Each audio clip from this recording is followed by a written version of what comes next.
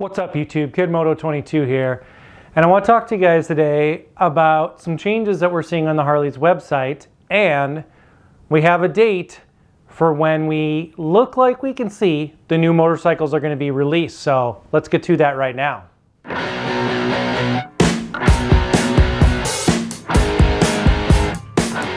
Welcome back YouTube, KidMoto22 here. And I was going to talk to you guys today about a couple of changes I've seen on Harley's website, the reservation program, and we know when the new date is going to be that these bikes are going to be released. So, first thing, the date that the bikes are going to be released, or what we're seeing that Harley is looking at as their new announcement for this year, is going to be January 26th.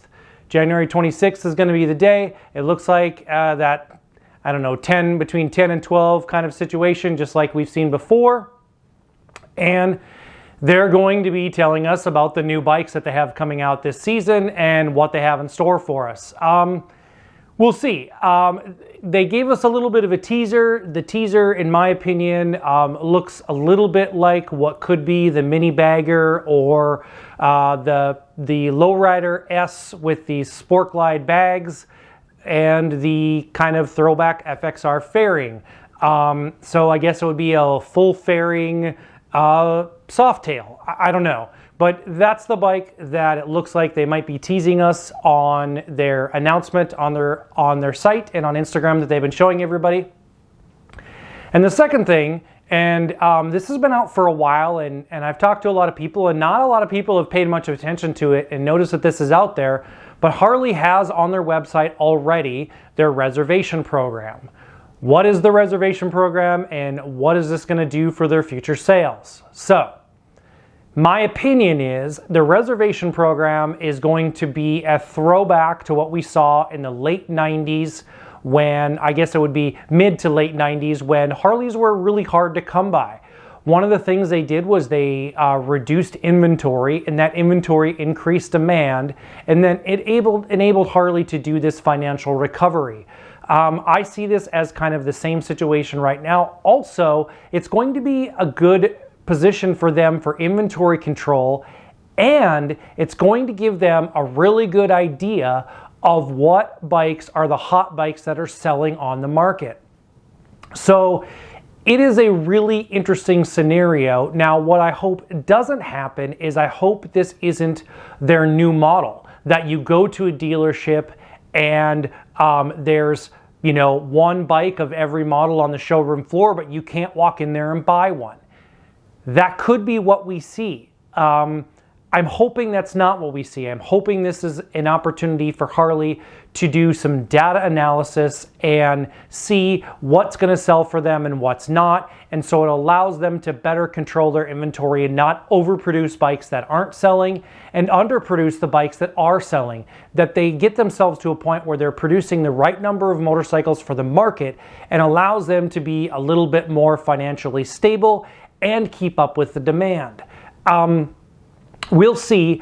I kind of have a feeling that might not be the case. I think this is going to be a little bit of a throwback to what we saw in the mid to late 90s, where they're doing a much more in-depth inventory control, and you're going to go into dealerships and there's not going to be a ton of bikes on their showroom floor.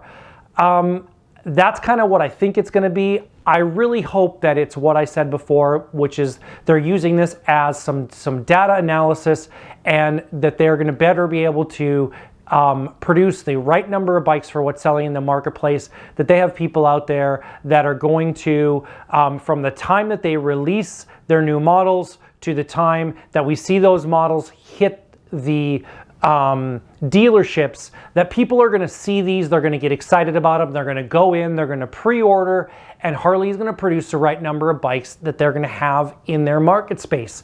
I'd also like to see them put out more Pan AMs, and I really hope that we see a new Sportster come out of the Sportster S model line.